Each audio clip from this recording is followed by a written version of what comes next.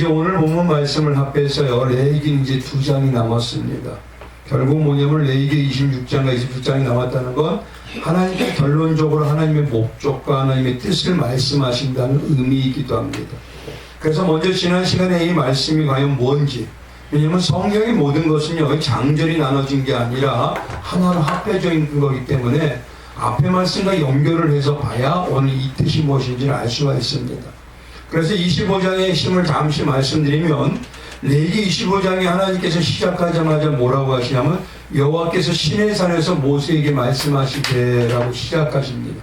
그 말은 뭐냐면 하나님의 진정한 목적이 이 시내산에서 하신 것처럼 바로 뭐냐, 안식이라는 것이 하나님의 목적이라는 것이에요.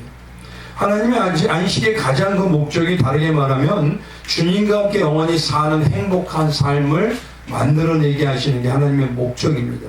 그것이 다르게 말해서는 창세기 주신 에덴의 축복을 회복하는 것이고, 우리의 영원한 신랑인 예수님과 함께 예수님을 닮아가며 가장 복된 삶인 십자가의 승리의 삶에 그 행복을 누리는 것, 그게 바로 뭐냐면 임마누엘인 것이고 샬롬이라고 하는 것입니다.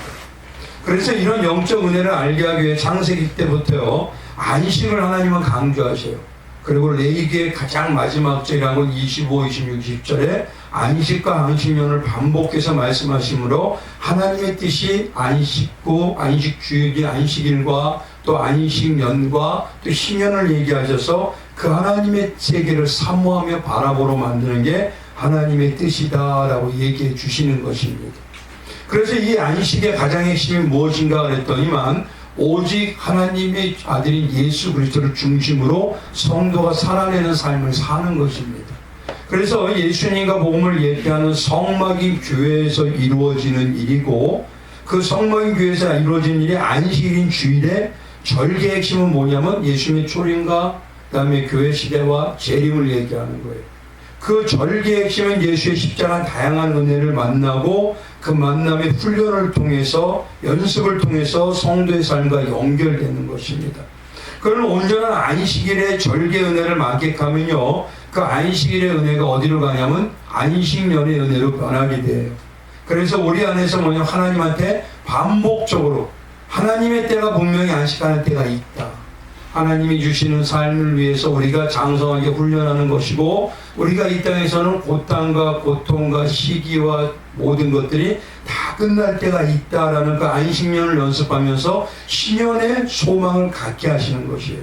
그래서 신년이라는 건 결국 뭐냐면 예수와 함께 동행하는 천국의 삶, 그 천국의 삶을 사는 자로서 우리의 신앙은 십자가 중심이요 나그네 신앙인 장성한 신부로 만들어가는 것입니다. 그만큼 하나님의 모든 은혜의 방편들은요 예수와 영원히 사는 임마누엘에 초점이 맞춰져 있다는 거예요. 그리고 그걸 다르게 말하면 바로 에덴의 축복의 회복이에요. 그래서 이 근본적인 의미를 가지고 가면요 그 은혜가 온전히 나에게 임하시면 하나님께서 우리에게 그 소출과 그 모든 것들을 너희와 너희의 가족이 먹을 것이고, 그 영향으로 내 가축과 내 들짐승까지도 너는 그 안식년과 시년의 소출을 먹게 될 것이다 라고 얘기하셔요. 그만큼 뭐냐면 우리가 나를 통해서 우리 안에 있는 지체와 우리 가족들이 하나님의 예수님의 그 놀라운 은혜의 말씀을 먹고 그 안에서 우리가 채워진 역사가 있지만, 또 하나가 뭐냐면 우리의 올바른 영향이 세상에도 영향을 끼친다는 것입니다. 그래서 예전에 우리 장로님, 권사님, 집사님들이요 무슨 일만 해도 야 저분들이 저렇게 하니까 우리도 변화돼야지, 세상 사람들이 이런 마음으로 다가오게 되는 것이, 그만큼 뭐냐면 우리 안에서 우리 가축뿐만 아니라 들짐승들도 그만큼 우리에게 귀한 은혜의 영향을 받게 된다는 것입니다. 근데 문제는 뭐냐면은 이 안식년의 영향을 온전히 받아서 하나님의 사람이 되어야 되는데, 우리가 중요한 거는 반대로 하나님의 온전히 말씀이 아무리 임해도 자기의 중심과 자기의 은혜로 하나님을 결국 뭐냐면 하나님을 망령되게 하고 하나님의 이름을 폐역하게 만드는 그런 역할을 하는 한 가정의 모습이 바로 단지파의 다브리의 딸인 슬롬시라고 하는 그 아들에 대해서 말씀해 주셨습니다. 그래서 우리가 정말 이 신년신앙, 그걸 이루기 위해서 안식인 주일과 안식년을 온전히 안식을 깨달아가는 게 얼마나 중요한지 끝없이 주님은 우리에게 그 목적을 말씀해 주시는 거예요. 그리고 지난 시간에 23절 이후에는요, 이 안식년과 희년의 신앙이 되어가고 있다는 가장 중요한 증거가 뭐냐라는 걸 말씀해 주십니다. 첫 번째가 뭐냐면 23절에 우리의 신앙이 청지기 신앙이 된다는 것입니다. 지금 뭐냐면 하나님께서 우리의 모든 걸 맡아주셔서 우리가 관리하는 자일 뿐이지 내 것이고 내가 여기서 누리고 내가 많은 걸 쌓고 내가 있어야 된다는 그런 모습이 된다는 게 아닌 것이에요. 그래서 우리가 안식년과 온전히 희년의 신앙을 이루는 그 증거를 알 수 있는 방법이 나의 신앙이 청지기의 정신으로 주님 앞에 서고 있느냐라는 것입니다. 청지기 신앙은 어떤 모습을 가지고 있죠? 나그네 신앙을 가지고 있는 거예요. 왜냐? 청지기는요, 맡아서 쓰다가 때가 되면 다시 주인이 부른 대로 가게 되어 있습니다. 그래서 그 신앙이요, 청지기 신앙이 되면 가장 먼저 나오는 게 나그네 신앙이에요. 나그네 신앙이 되고 세상의 욕망의 땅이라는 그런 의미가 없어지게 됩니다. 그래서 자기의 것을 안 갖게 되기 때문에 하나님의 은혜를 온전히 누리며 그 누리는 순간에 나의 마음을 알고 최선을 다하는 삶을 살게 되는 하나님의 종으로서 살 수가 있더라는 것입니다. 그래서 하나님께서는 가나안에 들어가자마자 우리가 온전히 청지기의 신앙을 잊어버리지 않게 하기 위해서 가나안 땅에서 가장 먼저 한 게 무엇입니까? 땅을 분배한 거예요. 너희 것이 아니라는 거예요. 뭐라는 소리죠? 내가 나눠서 관리하게 했을 뿐이다. 그래서 가자마자 가장 먼저 분배를 하십니다. 근데 문제는 뭐냐면 이 분배한 것도 마치 내 것처럼 자기 것처럼 자꾸 인간의 욕망이 올라오더라는 거예요. 그래서 하나님께서 우리에게 말하는 게 청지기 신앙은 나그네 신앙이요 내려놓는 신앙이라고 얘기하고 그 청지기 신앙을 온전히 잊지 말게 하기 위해서 하나님이 쓰셨던 방법이 땅에 대해서 방법을 갖고 있는 게 그게 뭐냐? 기업을 물을 자의 의무라는 것입니다. 한번 생각해 보십시오. 내 땅도 아닌데 내가 친족이라고 물어준다면 사람이 자기 거를 손해보려고 할까요? 아무도 손해보려고 하지 않습니다. 그런데 단 하나, 내 게 아니라 하나님 것이고 하나님의 가족들과 하나님의 형제들을 같이 살게 하기 위해서 나에게 맡긴 것이다. 그 마음이 되는 자만 내 친족이나 내 형제나 내 자매나 아니면 내 가족의 기업을 물을 자의 의무인 고엘의 의무를 할 수가 있더라는 것이에요. 그리고 이제 17절부터 29절부터 말한 게 뭐냐면 성벽에 붙어있는 가옥에 대한 말씀이었어요. 하나님께서는 놀라운 건요, 성벽에 붙어있는 가옥에 있는 사람들에게 희년의 법이 적용이 안 됐습니다. 왜냐하면 성벽이라는 것은요, 자기의 부동산으로 여기질 않았어요. 거긴 누가 있느냐? 대부분 이방인들과 나그네들이 거기서 사는 자들입니다. 그러니 이미 한번 생각해 보십시오. 하나님을 산성으로 피하고 하나님을 피할 바위로 넘기고 하나님을 나그네 사는 삶을 사는 자들이 성벽에 살게 되니 희년의 의미를 지어줄 필요가 있어요, 없어요? 없더라는 것이에요. 그들은 이미 예수와 동행하기 위해서 나그네 정도의 신앙으로 살아가고 있으니 적용할 필요가 없다라는 것입니다. 그리고 32절에 얘기하셨던 게 무엇이냐면 바로 그 나그네 신앙이 되고 청지기 신앙이 되는 예로 레위 지파를 얘기하셔요.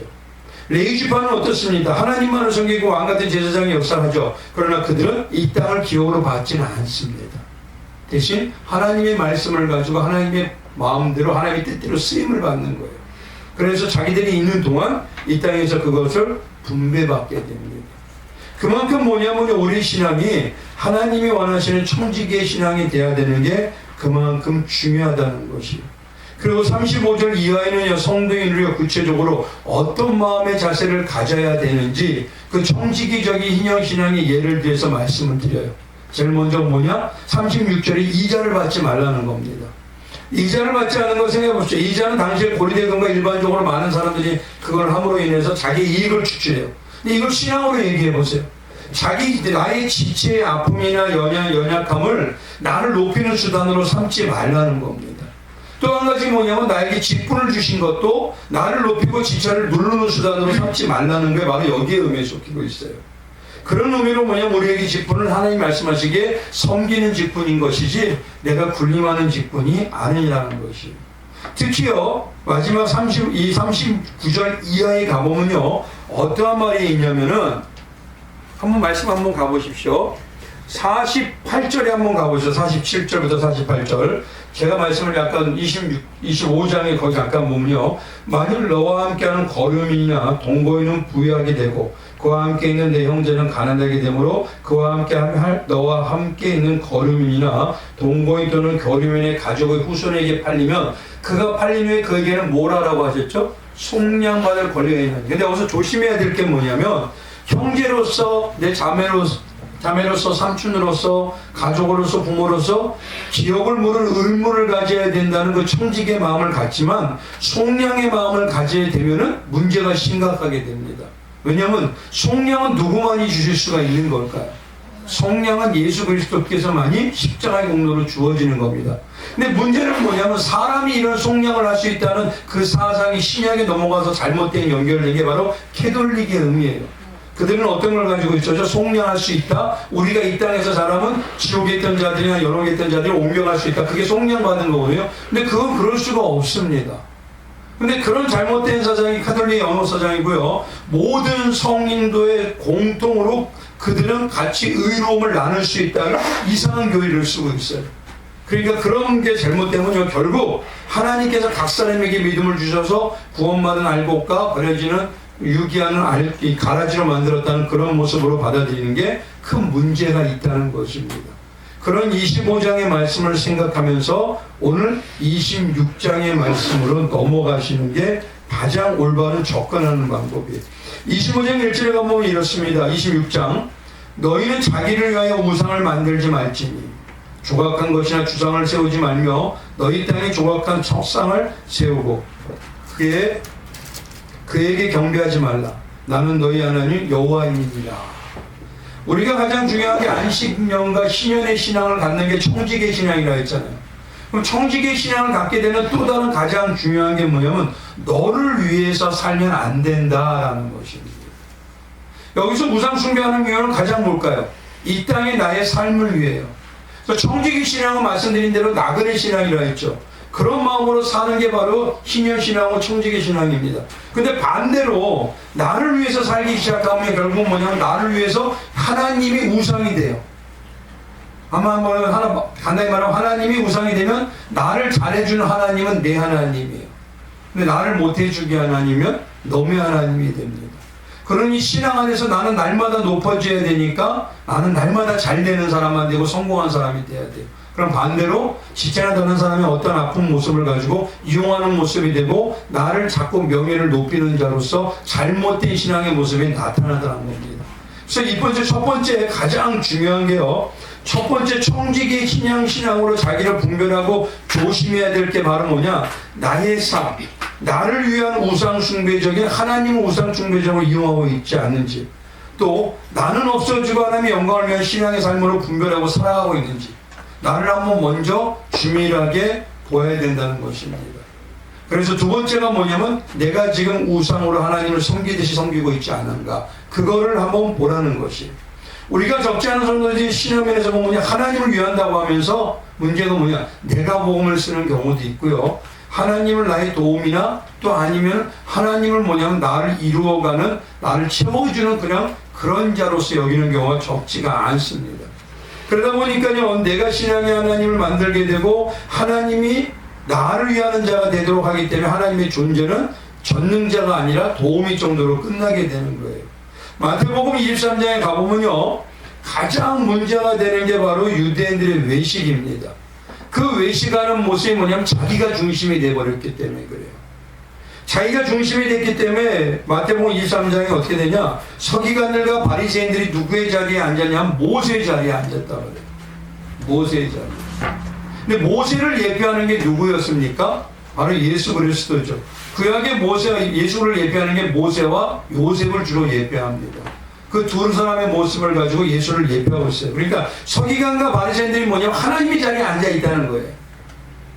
그러므로 무엇인지 그들이 말하는 바를 행하고 지키되 그들이 하는 행위는 본받지 말라. 그들의 말을 잘 보시죠. 그들의 말은 성경적이에요. 지금도 마찬가지로 성경적이에요. 근데 행위는 본받지 말라. 그들의 가치관과 중심은 땅이고 물질이다. 그거 본받지 말라. 그들은 말만 하고 행하지 아니하느니라. 그래서 예수님은요, 이 모든 걸 가지고 이렇게 말씀하시면서 우리가 정말 우리의 신앙이 하나님을 우상 숭배와 같이 그렇게 섬기고 있지는 않은지 나를 분별하라는 게 오늘 가장 중요한 핵심이에요. 올바로 분별하는 게 순종의 복이 오는 자와 또 불순종에 오는 저주가 오는 자에 대해서 얘기 나누는 게 바로 26장의 말씀입니다. 특히 하나님께서는요, 예수님은 이 서기관들의 외식인 자기가 하나님을 우상처럼 자기를 위해서 움직이는 도우미처럼 여기는 존재로서 그렇게 살아가고 있는 그 유대인들이 어디까지 가는 자들이라고 얘기하냐면은 마태복음 23장 13절에 뭐냐면 천국문을 사람들 앞에서 닫는 자들이라고 얘기합니다. 그리고 바다의 육지를 두루다니면서 구하지만 배나 지옥의 자식이 되도록 만들고 있는 자들이라고 얘기해요. 그래서 26장은요, 말씀드린 대로 하나님의 순종했을 때의 경우를 3절에서 13절까지 말씀하시고 또 불순종의 때의 경우와 저주를 14절에서 39절까지 합니다. 그리고 회복의 약속을 40절에서 46절 얘기해요. 오늘은 3절에서 13절이 축복의 하나님의 순종의 때, 그 순종의 경우에 복이 어떻게 임하는지에 대해서 이제 말씀을 드리려고 합니다. 그래서 하나님은 먼저 그냥 모든 하나님의 전적 주권이지만요, 우리는 오늘 하나님께서 순종했을 때의 경우를 복을 말하는 것처럼 3장에서 17절의 내용까지만 말씀드리기를 원하는데 가장 중요한 게 1절에서 2절입니다. 우리 2절 한번 같이 봉독하겠습니다. 2절 우리 같이 봉독합니다. 시작. 너희는 내 안식을 지키며 내 성소를 경외하라. 나는 여호와이니라. 잘 보십시오. 1절을 얘기할 때는 우상에 만들지 말라, 목상이나 주상을 만들지 말라, 그러면서 하시는 게 무엇이냐면 내 안식을 지켜라, 내 성소를 경외하라, 나는 여호와 하나님이니라 라고 얘기하죠. 쉽게 말하면 우상 숭배하는 것 같은 모습에 나를 섬기지는 말아라, 이 소리입니다. 이게 그래서 뭐냐면요, 하나님께서는요 우리에게 지금의 신앙의 모습으로 얘기한다면 어떤 모습이냐면 입술로는 주님을 위해요, 실제로는 나를 위하는 거예요. 근데 그게 하나님 바라볼 때는 우상이요 폐역이라는 것입니다. 그래서 전에 한번 말씀을 드렸죠. 하나님께서 우리와 함께 할 때 뭐냐면 너희가 원하는 걸 찾는 걸 뭐라고 얘기하십니까? 어리석은 부자에서 탐심이라고 얘기하죠. 그리고 그것이 바로 탐심은 우상 숭배이니라 라고 얘기까지 해 주십니다. 그만큼 뭐냐면요, 우리의 신앙이 어떤 모습으로 달려가고 있느냐는 거예요. 그래서 유대 왕국의 시대의 모습을 역사를 보면요, 정말 하나님의 성전이 있는 곳에 바알과 아사랴의 신상을 섬기는 제단이 거기에 있었습니다. 그게 기록에 의해서 있어요. 요세포스라는 그 등등. 이 말은 뭐냐면요, 하나님께서 주시지 않을 것 같으니까 세상의 복을 다른 자를 섬기듯이 우리가 한 발은 하나님 배, 한 발은 세상의 나의 복을 위해서 뛰고 있다는 소리가 됩니다. 성전에서 그래서 이들이 어떤 모습이 있냐면요, 그들의 제사하는 모습을 보면 전문적으로 신전에서 바알과 아세라를 섬기는 남창하고 매춘부 같은 사람들이 있었습니다. 그들의 제사의 방법은 어떤 거냐? 우상 앞에서 제사를 드리러 오는 남녀가 있으면요, 그들에게 뭐냐면 음란한 행위를 해요. 그러면 신이 그거에 반응해서 비를 내릴 것이다. 그래서 뭐냐면 교회 안에서요, 정말 이상하게 예수를 바라보는 게 아니라 사람에게 해요. 청년들이 제가 제일 문제가 됐던 게 뭐냐면 교회 왜 가요? 그러면 누구 만나라? 누구 만나러 간다고요? 예? 그치, 예쁜 여자. 그렇게 얘기도 하는 청년들도 많았습니다. 결국 뭐냐면 교회가 잘못하면요, 가장 영육 간의 음란한 폐악이 이루어지죠. 그래서 가난한 사람들은요, 이 신들의 그런 성적인 결합이 땅의 풍요와 수확과 가축의 번영을 준다고 했기 때문에 그런 모습을 무엇이냐면 하나님 백성들이 물들어버린 거예요. 열왕기상 14장에 가봐도요, 푸른 나무 아래 산당과 우상과 아세라상을 세웠다고 얘기합니다. 하나님의 나라에. 그럼 하나님의 나라가 지금 어디니까? 교회죠. 교회 안에 뭡니까? 우상 숭배하듯이 모든 만물, 그러니까 만몬주의가 여기에 판을 치고, 물질주의가 여기에 판을 치고, 사람을 높이는 감투의식이 판을 치고, 사람이 중심이 되는 그런 놀라운 것들이 자꾸 생긴다는 거예요. 근데 그렇게 되면 24년 뭐냐, 그 땅에 또 남색하는 자가 있었고, 여호와께서 이스라엘 자손 중에서 쫓아내신 국민의 모든 가증한 일의 무리가 본받아 행하였더라. 결국 뭐냐면 잘못된 신앙의 모습은요, 종교적인 모습은 우리의 영혼까지도 망치게 됩니다. 자꾸. 그래서 사단의 장난감이 되게 만들어요. 이외에도 성경 곳곳에 보면요, 산당이나 높은 언덕에서 이루어진 음란한 우상 숭배가 많았습니다. 그래서 호세에서도 있고 이사야서에도 말씀하고 계세요. 근데 중요한 것은 뭐냐면 이런 우상 숭배가 이방인처럼 나를 위하여 우상을 섬긴다든가 이단처럼 드러나는 게 아니에요. 그들의 모습에 볼 때는 하나님을 섬기는 것 같아요. 근데 하나님을 제단에서 섬기는 것 같은데 그 옆에 가서 바알과 아세라를 섬기는 거예요. 그러니까 겉으로 볼 때는 진짜 같아요. 근데 속을 딱 들여다보기 영안이 열려서 보면 그의 속은요, 예수님이 없어요. 세상의 물질 갖고 오기 보아가 있습니다. 그리고 자기를 높이려는 우상적인 자기의 중심적인 잘못된 사상이 있더라는 것이죠. 여기서 말씀드리는 2절의 우상숭배 성경이 마치 하나님의 안식일을 수준처럼 섬긴다는 말은 무엇이냐?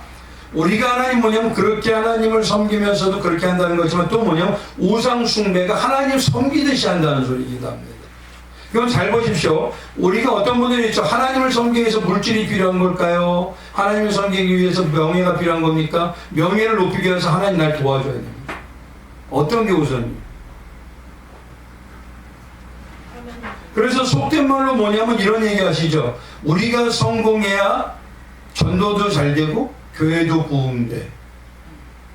그거는 성공 안 하면 교회가 안 된다는 소리인가요?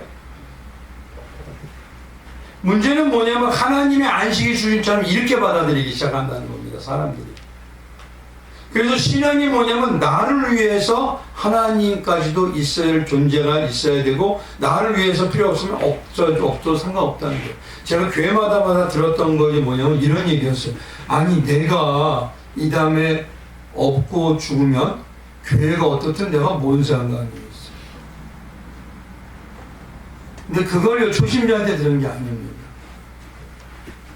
오래됐다는 분들한테 많이 들었어요.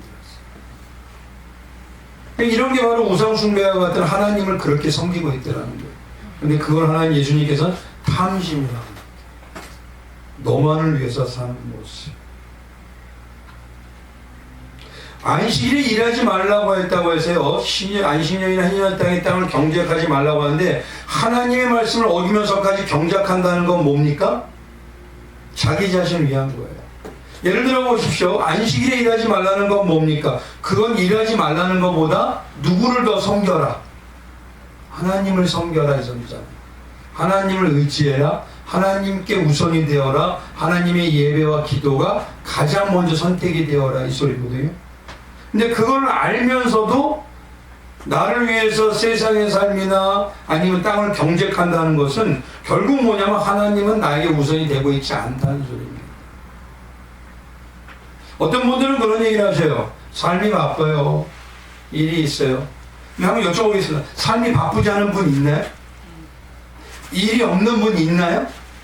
이 땅에 살면서요, 살아있는 동안은요, 날마다 바쁩니다. 날마다 힘들어요.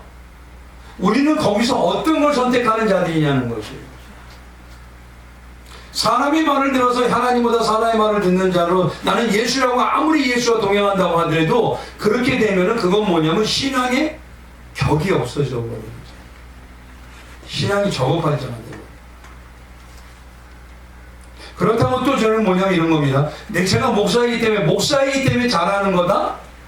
그것도 또한 뭐냐면 세상의 것 때문에 하나님을 섬기면 품격이 없어지는 거예요. 그러니 어떤 상황이라도 주님을 섬기는 마음으로 무엇보다 그렇게 나한테 직분을 주셨을 때 더 하나님을 잘 섬기라고 주시는 마음으로 그런 믿음으로 나갈 때 올바른 것이라는 것입니다. 3절에서요. 13절에 위에 가보면 상벌이라고 하죠.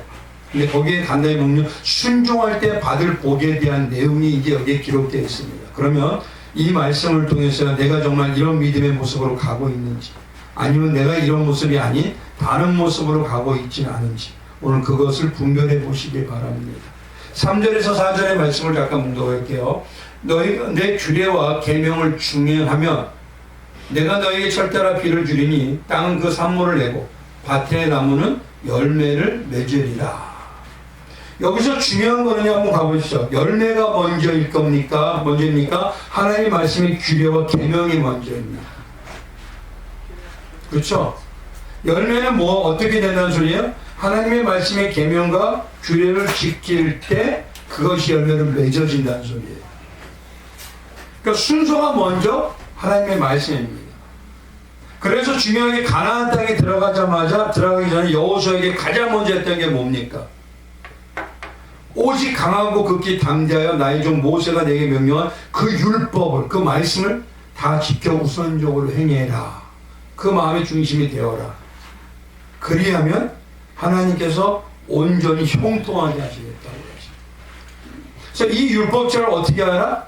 내가 하나님의 율법을 다 지키는 걸 어떻게 하라? 8절에 뭐라고 하죠?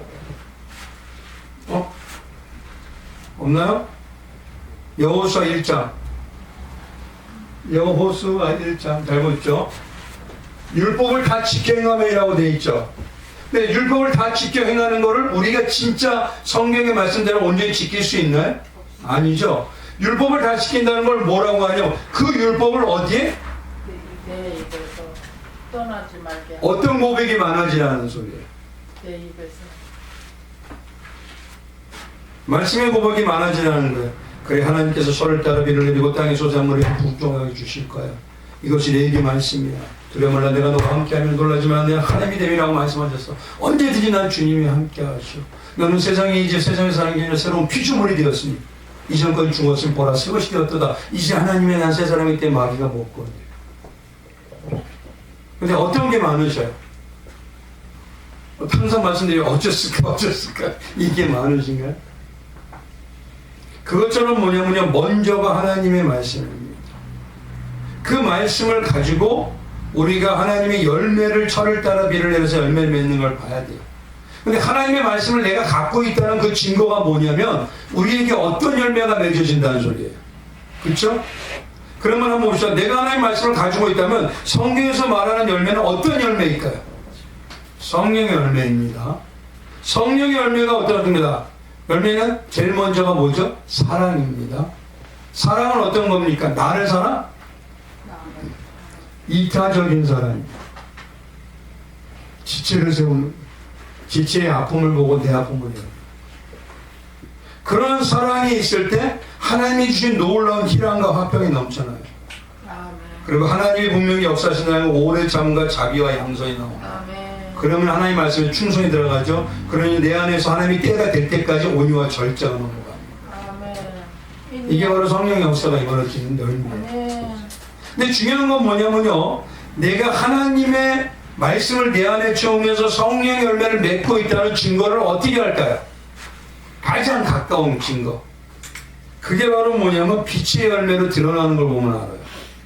빛의 열매가 에베소서 5장 9절에 보면 나옵니다. 빛의 열매는 모든 착함과 의로움과 진실함에 있다. 그래서 예수님이 말씀하실 때 가장 조심하라는 게 유대인의 뭘 조심하라? 외식을 조심해라 하는 거예요. 그건 진짜 마음이 없다. 왜냐하면 정말 우리 안에요 하나님 말씀이 채워지고 그 말씀에 의해서 성령의 열매가 맺어지면 제일 먼저 우리 안에서 뚜렷하게 나오는 게 모든 착함이에요. 착함의 가장 중요한 게 성도에게 가장 작은 건 뭘까요? 예수님의 복음밖에 없습니다. 그렇잖아요. 성도에게 가장 착한 일, 선한 일, 옳은 행위, 이게 뭡니까? 계시록에 보면 그렇게 되고요. 마태복음 5장에도 소금과 빛에 대해서 얘기할 때도 옳은 행실이라고 그래요. 그러니까 이게 바로 착함이에요. 그러니까 제일 먼저 나오는 게 뭐냐면 내 안에서 말씀이 들어가고 성령의 열매가 맺어지기 시작하면 나오는 착함이 뭐냐? 예수의 고백이 많아져요. 우리 성도님 예수의 고백이 많아지시길 주님의 이름으로 축원드리겠습니다. 그리고 나오는 게 뭐냐면 예수님의 앞에 있기 때문에 외식을 할 수가 없어요. 그분은 어디에 있죠? 여 안에도 있고 여기도 있고 함께하기 때문에 예수님의 의로움을 쫓아가려고 그러지 예수님이 보고 있는데 내가 가식으로 살려고 그럴까요? 그럴 수가 없어요. 그런 모습의 성도가 진실함이 나옵니다. 너무 안타까운 건요, 지금의 기독교인들이 예수의 심장을 받았다면서 심장을 다 무시해요. 뭐 때문에? 학연 때문에, 지방색이나 지연 때문에, 정신색 때문에 싹 무시해요. 어떤 때 이런 거 보면 예수님이 더 힘이 센 것 같아요. 아니 예수님이 센 게 아니라 이 땅의 가치관이 더 힘이 센 것 같아요. 교회가 그것 때문에 편갈리는 거 아세요? 요즘 큰 교회들? 큰 교회를 편갈려요. 그래서 의자도 제가 들어봤는데 따로 앉는데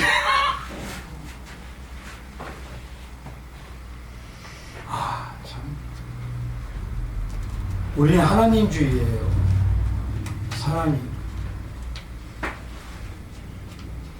그러니까 무슨 방향인지를 정확하게 알아야 되는데 지금 그런 상태가 되어있어요. 이제 진실함이 없어져요. 하나님을 앞에서 살고 계신다는 의미가 없어져 버려요. 그러니 복음의 고백이 나올 수가 없어요. 왜요? 나의 모습은 아닌데 내 안에서 고백이 나온다. 그게 은혜가 될까요? 그러니 정말 내가 항상 여쭤보는 게 누구를 자랑하시는 게 많습니까? 그렇게 뭐냐면 이런 열매가 맺어질 때 하나님께서 철을 따라 나에게 필요한 말씀을 먼저 주셔요. 그게 뭐냐? 사람을 만날 때도 성령의 말씀으로 주시고 또 사람 일을 할 때도 먼저 성령께서 해야 될 일을 주셔요. 저는 참 놀라웠던 게 한 가지 하는 게요. 지금 저희가 사는 집에 어떤 데 보면 거기에 처음에 그분이 하나님의 사람도 아니에요. 근데 집을 내놓자마자 그 다음날 갔죠, 그때? 딱 올라가서 앉아 있는데 거기서 앉아있어 얘기하다가 남편은 뭐냐면 건설하시는데 남편은 집을 내놓을 마음이 없었대요. 그리고 자기는 지금 집을 짓고 있기 때문에 여기 나갈 수가 없대요, 처음에. 그래가지고 나가려고 했는데 누구시냐고 어디서 뭐 하시냐고 나한테 물어보길래 제가 여기 용문에 작은 교회 예수원 모이는 교회 목사입니다. 그랬더니 목사님이세요?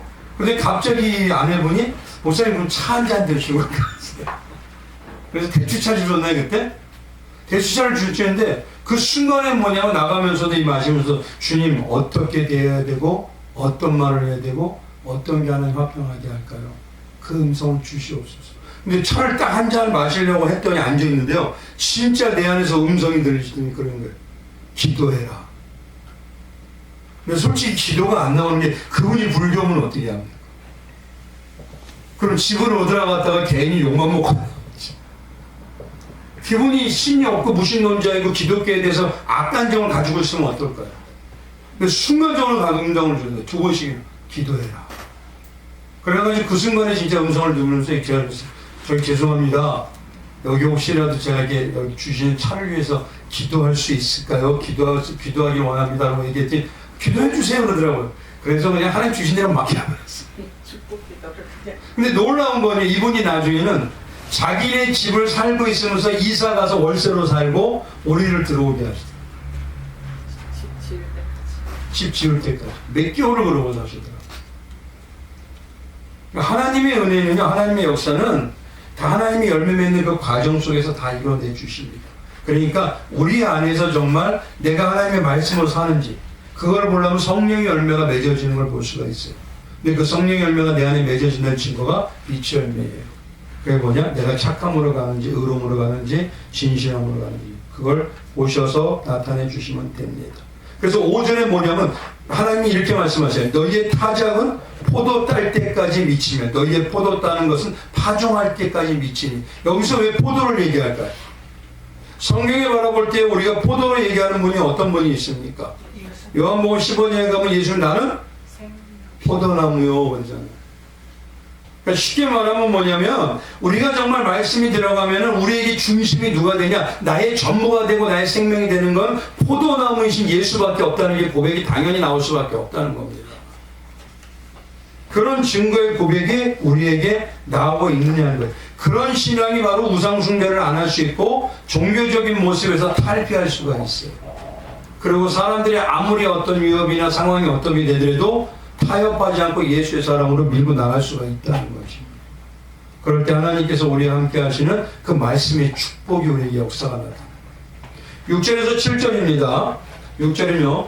내가 이 땅에 평화를 줄 것인즉 너희가 누울 때 너희를 두렵게 할 자가 없을 것이며 내가 사나운 짐승을 그 땅에서 제할 것이요 칼이 너희의 땅에 두루 행하지 아니할 것이며 너희의 원수들을 쫓으니 그들이 너희 앞에서 칼에 엎드러질 것이라. 여기서 온전한 안식년과 희년의 신앙의 자세로요 청지기의 신앙이 되고 우리가 우상 숭배하지 않고 나만을 위해서 사는 신앙이 안 될 때 어떠한 일이 있냐면은 6절에 7절은 하나님이 그러죠. 사나운 짐승과 원수가 너를 해하지 못하리라 그러죠. 성경에서 말한 어떤 게 있을까요? 영적으로요. 우는 사자와 같은 자가 누가 있죠? 그게 마귀입니다. 베드로전서 5장 8절에.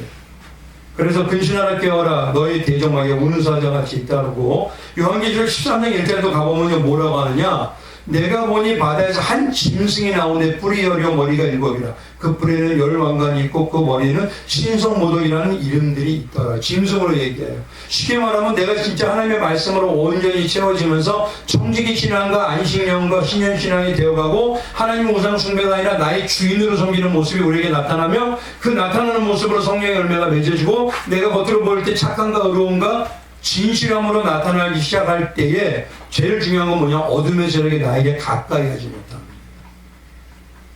그런 가까이 하지 못하는 역사가 우리에게 온전히 나타나는 거예요. 특히 그렇기 때문에 그런 모습을 가지고 있다는 그 원수를 우리가 물리칠 수 있는 유일한 방법이 뭐냐면 7절에 바로 칼이에요. 내가 나만의 신앙이 되고 희년과 안식의 신앙이 된다는 그 증거가 뭐냐면 내 안에 칼이 있어야 돼요. 칼이. 성경에서 말하는 칼은 뭡니까? 성령의 검. 그렇죠. 성령의 검 그걸 일명 뭐라고 하죠? 하나님의 말씀. 복음. 말씀으로만이 우리가 이길 수 있어요. 근데 말씀이요. 요만한 검이면 돼야 안 돼요. 말씀이 어떻게 해야 돼요? 장검이 돼야 되잖아요. 그러니까 말씀을 자꾸 묵상하고 기도문을 해서 내 말 안에 있는 말씀의 검이 체득이 돼야 되고 순간 말씀이 떠올라가 돼야 돼요. 그래야지 이길 수가 있는 겁니다. 근데 자라나지 못하는 말씀의 검은 의미가 없어요. 그래서 8절에 뭐냐면 그런 하나님의 말씀의 검이 있는 하나님이 절대주의로서 안식령과 희연한 삶고 청지기의 우상숭배를 안 하는 자가 어떤 자냐? 8절에 뭐라고 하시냐면 없어요. 또 다윗 5시에 백을 쫓고 너희 백이 만을 쫓으니 이게 말씀하신 그 얘기 아닙니까? 일당백에 일당천에 성도의 능력이 있을지어다. 아멘. 그러니까 오늘 이 말씀에서 딱 나와요. 한번 흐름 잘 다시 한번 점검할게요. 안식일을 통해서 누구의 은혜를 해요? 절기의 은혜를 만나야 돼요. 절기는 예수의 초림과 재림의 은혜거든. 은혜이거든요. 그 모든 것이 성경에 기록됐어요. 그걸 만나는데 그걸 온전히 만나는 자는 안식년의 신앙으로 가서 주님 안에서 누리는 자가 돼요. 이게 연습이 되면요 어디로 가냐? 희년이라는 하늘에 있는 예수님을 사모하면서 내 신앙이 하늘을 향하게 됩니다. 그럼 그 하늘에 대한 향하는 신앙이 되니 하나님께서 영육간에 책임져 주는 역사가 있어요. 아멘. 그러면서 나오는 게 어떤 신앙입니까? 나에게 청지기 신앙이 됩니다. 아멘. 청지기 신앙이 되는 자가 어떤 걸 안 할 수가 있다? 우상숭배 안 해요. 왜요? 내가 아니라 하나님을 섬기는 자가 되기 때문에. 하나님은 나의 왕이 하는 나의 주인입니다. 그런 자에게 나오는 자가 가장 먼저가 뭐냐? 말씀이 우선이 됩니다. 이 흐름 잘 들으셔야 돼요. 말씀이 우선되면 말씀이 내 안에 열매가 맺히면 어떻게 되죠? 성령의 열매가 맺어요. 성령의 열매가 맺으면 이것이 드러나는 게 빛의 열매입니다. 빛의 열매가 드러나면서 나타나는 게 예수님이 나에게 포도나무가 되기 때문에 예수님의 공급이 끊어지질 않습니다. 근데 그 공급이 끊어지지 않는 자가 어떤 자이냐? 하나님의 말씀의 검을 가진 자예요. 그러니까 어둠의 세력이 반드시 우리에게 가까이 하지 못한다는 것입니다. 그런 자가 이 땅에서 일당천에 일당만의 능력을 갖게 된다는 소리예요. 특히 그래서 성경에 뭐라고 하냐면 검을 갖는데 어떤 검을 가져야 되느냐? 불붙은 검을 가지라고 해요. 그냥 검이 아닙니다. 하나님의 말씀에 보면 성령이 역사하는 불의 검이어야 되는 것입니다. 그래서 창세기 3장 24절에 가보면요 하나님이 에덴 동산에서 사람을 쫓아내고 나서 뭐냐? 두루도는 불칼을 준비하셔요. 불칼을 알아보세요. 불 뭐죠? 성경에서? 불은 하나님의 말씀이에요. 방망이 같은 말씀, 불과 같은 말씀. 거기다 검은 어떤 거죠? 하나님 말씀이에요. 그러니까 성령이 역사하는 성령의 뜻대로 나에게 채워주는 그 말씀. 성령이 말씀하신 보혜자 성령의 말씀 뭐밖에 없냐면 예수 그리스도밖에 없습니다. 그래서 내가 정말 검을 가지고 있다는 증거가 뭐냐? 예수님을 얼마나 삶 속에서 습관적으로라도 증거한다 하냐는 것이에요. 그런 자가 임마누엘하게 되니까 7절에 뭐냐면 6절에 그 모든 사람이 평안을 누리고 안전해지는 거예요. 그래서 안전한 자가 나오는 고백이 샬롬이라는 고백입니다. 왜 샬롬일까요? 전쟁이 종식됐다. 이 샬롬이 그 뜻입니다. 이 정쟁이 종식됐다. 끝났다. 이제 새하늘과 새 땅이 되었다. 어디서부터요? 하늘에 가서? 아니죠.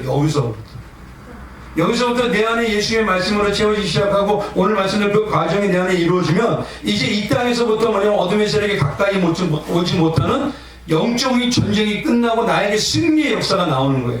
그래서 하나님 뭐냐면 예수님이 어떻게 가장 앞장서 가는 예수 깃발되고 나갈 때 우리는 뒤에 쫓아가는 자가 되는 것입니다. 그게 어떻게 이 땅의 삶부터 이루어져야 되는 거예요.